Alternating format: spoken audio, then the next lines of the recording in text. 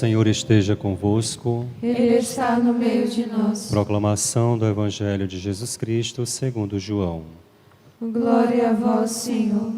Naquele tempo, Jesus ergueu os olhos ao céu e disse: Pai, chegou a hora, glorifica o teu Filho, para que o teu Filho te glorifique a ti. E porque lhe deste poder sobre todo homem, ele dê a vida eterna a todos aqueles que lhe confiaste.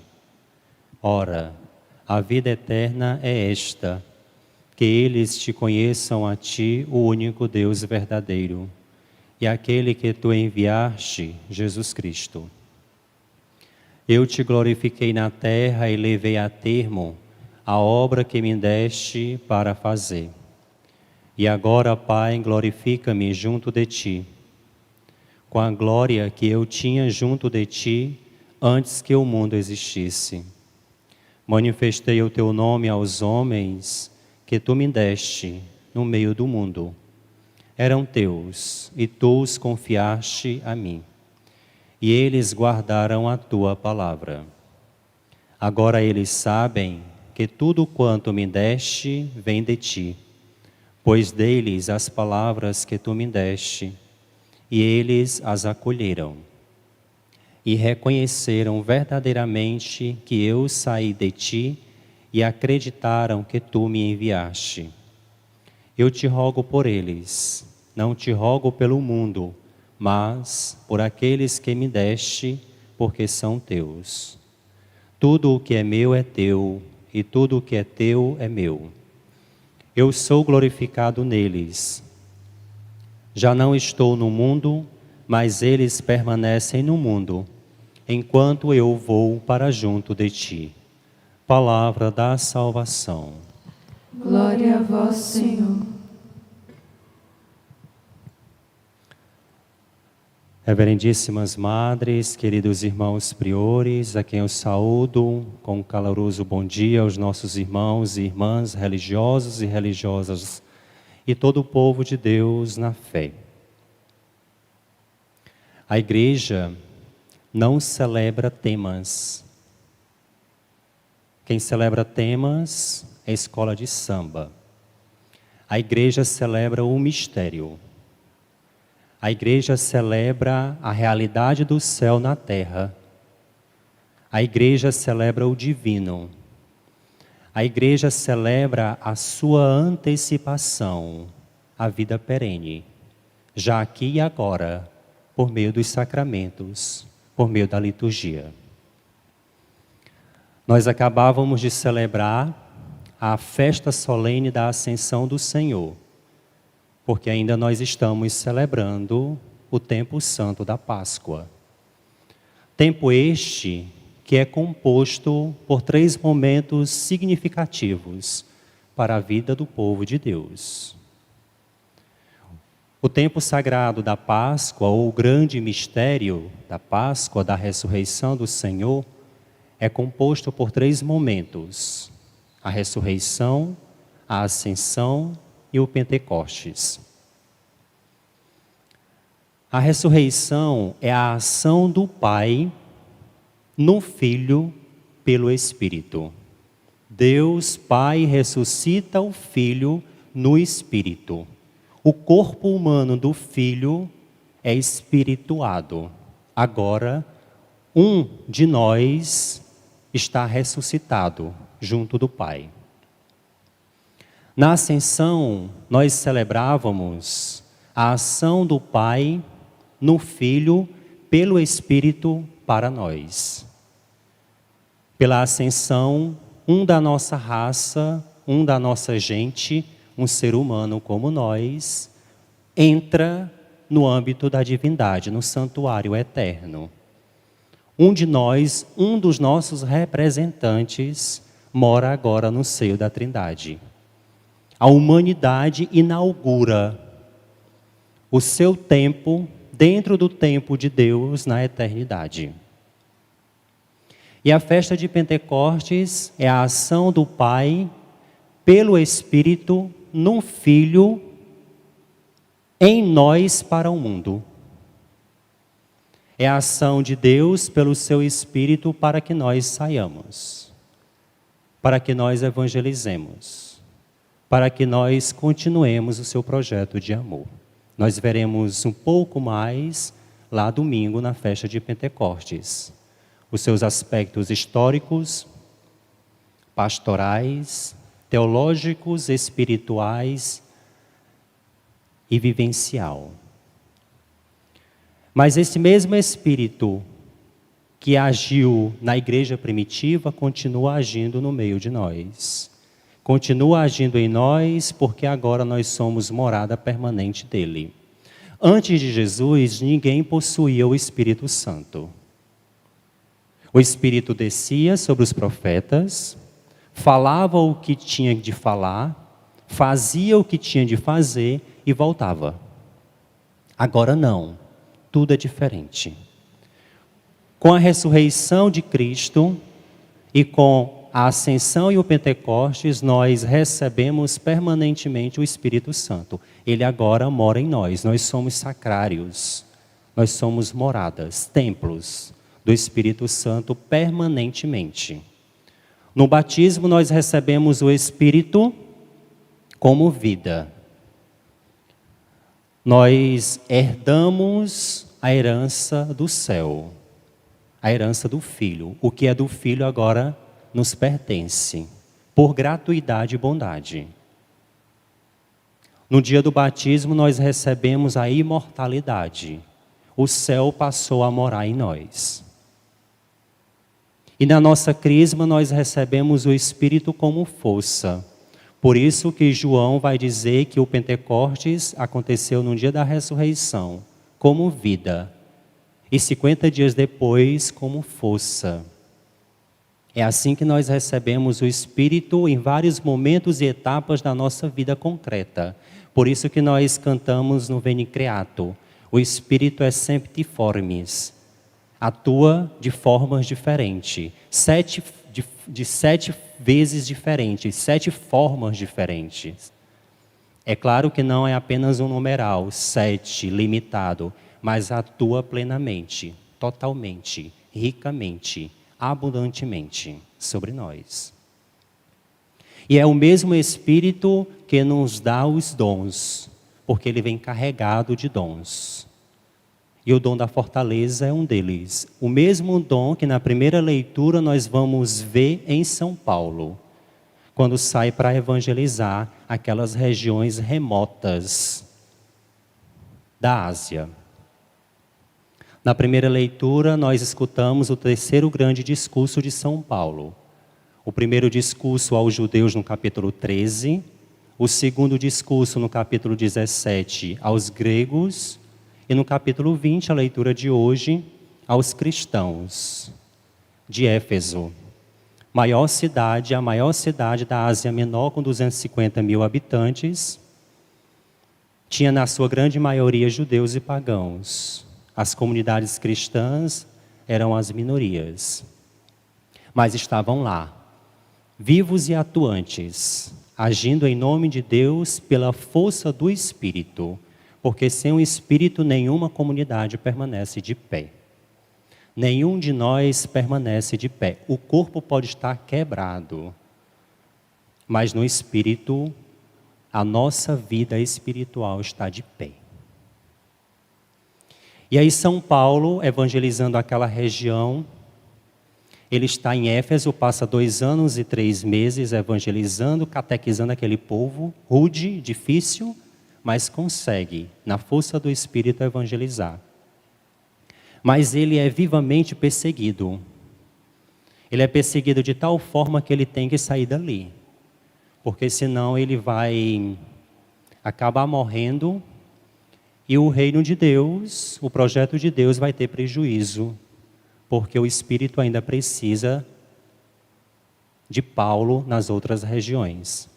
E dali, da região de Éfeso, Paulo vai para a Macedônia, depois viaja para a Grécia, depois vai para Filipos, para a região de Assos e desemboca na ilha de Samos. De lá ele vai para Mileto. Por isso que o Espírito o acompanha em várias cidades. Ele vai para Mileto, que é a cidade da primeira leitura de hoje. E lá ele convoca os anciãos, os bispos e os padres que estão em Éfeso. Ele não passa por Éfeso, porque ele está sendo ameaçado de morte.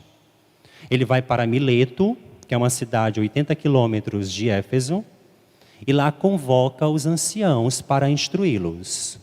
E dá a sua última cartada, no seu último discurso de despedida. Paulo está convocando os anciãos para alertá-los. Dentro da igreja existem falsos irmãos na fé. Cuidado. Fora da igreja nós temos muitos perseguidores. E olha que Paulo já tinha morrido no ano 64. Esta primeira leitura dos Atos dos Apóstolos foi escrito no ano 85. Os cristãos ainda estavam sendo perseguidos sob o império de Domiciano. Estavam sendo torturados e mortos por causa da fé. E aí nós vamos encontrar um Paulo assíduo, vivo, e vai convocar a comunidade, os representantes da comunidade de Éfeso para instruí-los. E aí em 3 momentos ele vai relatar a sua caminhada. Ele vai dizer o que ele fez, quem ele era e o que ele fez por causa do projeto de Jesus. Ele vai dizer que no presente momento ele está aprisionado no Espírito e, portanto, tudo o que ele faz é no Espírito. E ele não sabe o que mais lhe resta e o que mais lhe espera do outro lado do mar, voltando para Jerusalém, a não ser perseguição e sofrimento. Disso ele tem certeza que lhe espera. Não sabe outra coisa, não lhe espera outra coisa, não tem certeza de outra coisa, a não ser sofrimento, perseguição e morte. Paulo tem esta certeza no coração, mas ele continua firme, porque o Espírito, com a sua força, age e atua nele, pelo seu testemunho. São Lucas, o autor da primeira leitura do livro dos Atos dos Apóstolos, está querendo nos dizer e está querendo que nós entendamos que é o Espírito que age na igreja, que é o Espírito que fala na igreja e que tudo que nós fazemos de bom, de atuação, vem de Deus, do seu projeto, do seu Espírito. E aí nós escutamos Paulo dando o seu último testamento para a comunidade de Éfeso. Olha, padres e bispos, tenham juízo. Não vão falar bobagem para o povo, não. O povo precisa de catequese. O povo precisa ser instruídos. Porque existem muitos irmãos falsos na fé que estão levando o povo ao erro. Olha, povo de Éfeso, vocês estão vendo aí o que está acontecendo na Alemanha. Estão levando o povo ao erro, à perdição, e eu não tenho mais nada a ver com isso. Porque tudo o que eu tinha de dizer, eu disse.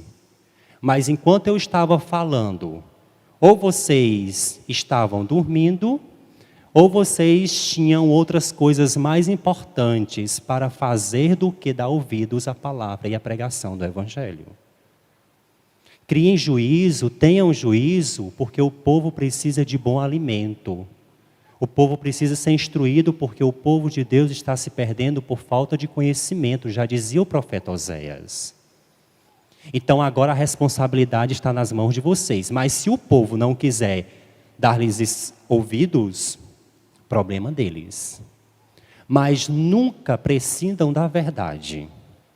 A verdade do Evangelho vale mais do que a própria vida. Vale mais do que a minha vida. É tanto que eu estou indo para Jerusalém. Vou morrer. Mas eu não volto atrás da pregação do Evangelho. Eu testemunho este Evangelho com a minha própria vida e escrevo, assino abaixo, com o meu próprio sangue. Então vocês tenham juízo, porque o povo vai precisar muito de vocês. Da fortaleza dos pastores, para que não venham se perder. Precisam do testemunho e da oração de vocês. E olha que naquela época, os cristãos eram massacrados mesmo.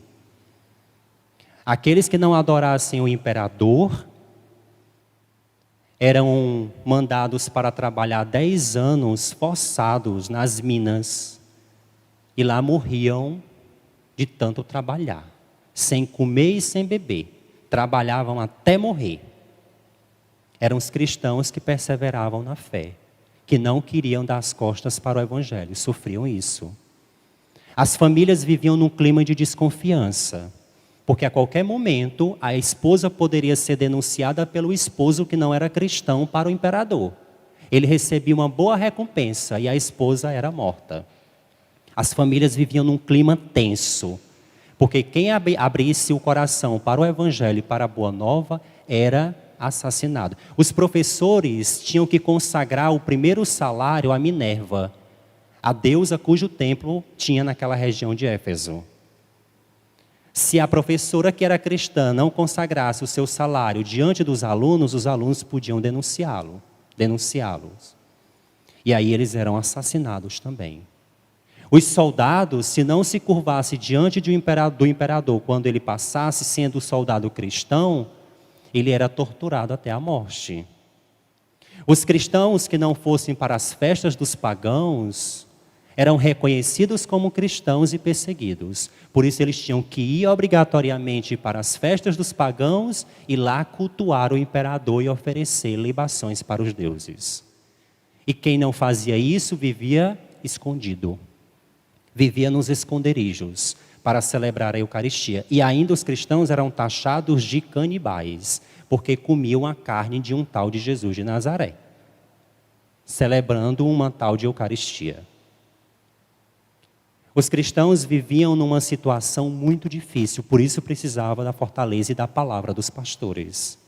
Se estes não fossem perseverantes, se estes não fossem assíduos no ensinamento da fé e testemunhassem a verdade com a sua própria vida, aquele povo que já andava desmotivado e cansado, perseguido e ultrajado, humilhado pelo imperador, ele desfalecia na fé, abandonava o caminho da fé, da verdade, da ressurreição, abandonava o caminho de Deus. A responsabilidade estava agora nas mãos daqueles que Paulo estava instruindo e dizendo: vocês tenham cuidado com o que vocês falam e com o que vocês fazem, porque o povo de Deus precisa do testemunho de vocês. E aí nós vamos encontrar o mesmo testamento no Evangelho. No capítulo 17, com a sua chamada oração sacerdotal, Jesus rezando ao Pai por nós, para que nós sejamos prevenidos dos ataques mundanos. E aí Jesus reza por nós porque sabe que dali ele vai para o Calvário e para a morte. Aí nós conhecemos este Evangelho, este capítulo, capítulo 13 ao 17 de João, como o Evangelho da glória, a glorificação. Deus é glorificado quando nós não nos limitamos a nós mesmos, mas quando nós nos doamos por inteiros. E doamos de tal forma, nos doamos de tal forma que o Evangelho é testemunhado para que o mundo ouça e para que o mundo entenda que vale a pena ser de Deus. Paulo, com todo o coração, desejou que aquela comunidade progredisse na fé, mesmo diante das perseguições. Jesus, com a sua oração, também se despede de nós, porque sabe que dali por diante ele vai ser macerado, ele vai ser massacrado, ele vai ser assassinado. E para que nós cheguemos à glória de Deus, e para que nós cheguemos nesta transfiguração, na ressurreição eterna, é preciso passar por esses perrengues no mundo. Mas nós só conseguimos ser resilientes, nós só conseguimos resistir na força do Espírito. Por isso mesmo, nesta semana, nós com toda a força e com todo o coração, rezando a novena do Espírito, invocamos: vinde Espírito, renovar as minhas forças na caminhada. Porque se no nosso tempo vivemos tempos difíceis e estranhos, não são diferentes do tempo passado dos primeiros cristãos. E se ainda nós não experimentamos na nossa carne o sofrimento por causa de Cristo, se nós de fato queremos ser fiéis e perseverantes na fé, não espere outra coisa a não ser perseguição e sofrimento. Tudo isso foi já dito e predito por Jesus. Nós estamos caminhando na fé. E somente a fé pode nos sustentar nesta caminhada. Foi a grande recomendação de Paulo na primeira leitura, aquela comunidade ainda pequenininha, mas que dali iria emanar toda a graça e a força de Deus, através daquela fraqueza, daquela pequena comunidade, daquele pequeno grupo. Jesus, o eterno intercessor, continua intercedendo por nós, para que nós não desfaleçamos no caminho, mas para que, sustentados pela força do Espírito, nós continuemos este caminho que leva à glória, à glorificação, à exultação, que leva à ressurreição eterna. Que Deus nos abençoe no nosso caminho de fé, para que nada e nem ninguém nos tire desse processo de santificação e glorificação que o Pai quer nos dar pelo Filho.